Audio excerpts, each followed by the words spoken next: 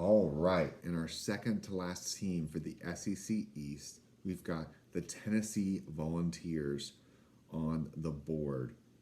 People are picking them to finish second in conference. You know, a lot of teams have them as maybe the team to beat behind Georgia, just for so much of what we saw last year. So Tennessee's a very interesting team to me because they've got a lot of pieces that you like, and I think there are some question marks that if they can prove themselves, that you can feel better about. But you also don't want to gloss over them because they could be detrimental down the road, and we could be looking at another, 7-6, 8-4 type of team, and you're like, man, how this team not win, 9 games? And it's like, well, it could come down to a couple plays, especially on the defensive level. So, of course, year two, Josh Heupel, there's a lot of encouragement, especially from last year. It wasn't looking as encouraging when they bring in the AD and the new head coach. After Jeremy Pruitt, you got some sanctions coming. It wasn't a whole lot to be excited about. And then you get Hendon Hooker come in, the Virginia Tech transfer. He just comes in, throws 2,900 yards, 31 touchdowns, has the best TD to INT ratio in the country, 31-3.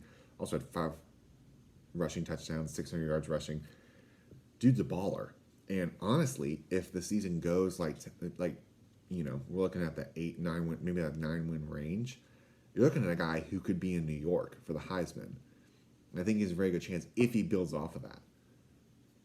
That being said, is that a 1 year, like a one-hit wonder kind of a feel with him, and he's about the same, maybe even a slight regression because people are focusing on that, or can he continue to build and under another level of this offense and even just that fast tempo?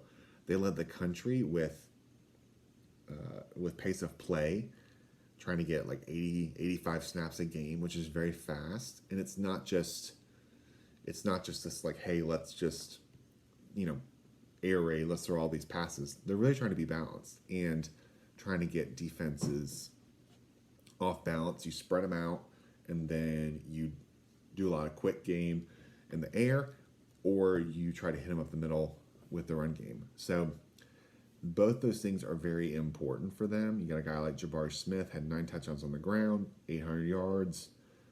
Very important for them. Cedric Tillman had 12 touchdowns, 1,000 yards.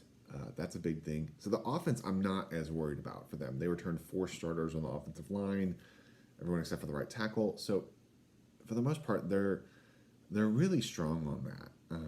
Where I'm just not as concerned. The concern for me is the defense. When we're talking about what we're talking about with Tennessee, that everyone has them, sharpied in, or it feels like as like the number 2 team.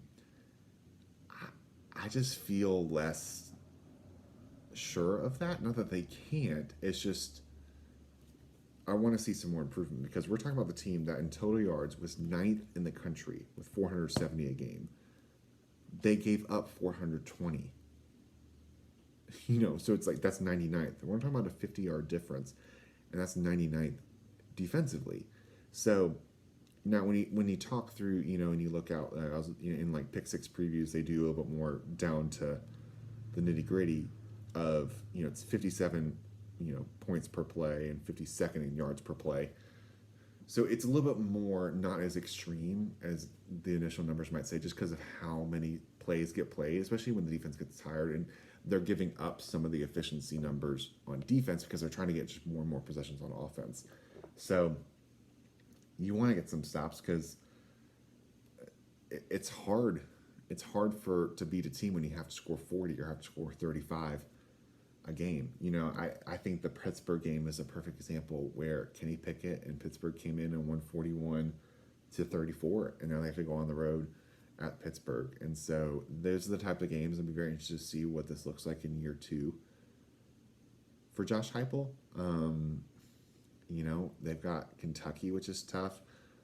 They have to go on the road at South Carolina, at Georgia. Of course, they get Alabama every year. They also get at LSU, which would be very interesting because they're kind of an unknown team, but that's never a great place to play. They play Pitt in the non-conference. It's not the easiest of schedules, and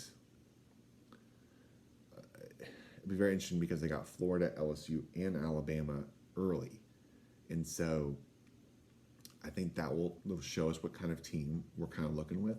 But if they can shore up some of this England defense, maybe hold them to more like a 25, 20, 25 kind of range, maybe like 25 points, down from just like 30 last year, basically. I mean, that could push them over to that next level. But I think you're going to have to see, I mean, Hendon Hooker, for them to be, it's a lot of people counting on him, and he has the possibility of doing so, of being in that Heisman race and being a candidate in New York.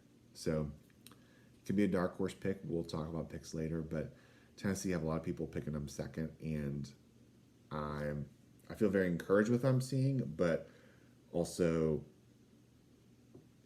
it's tough to keep building that momentum when your defense is all giving up that many points. So we'll see. Top half of the division for sure, but I'll go about my picks later before I have them. So, but there you have it, the Tennessee Volunteers.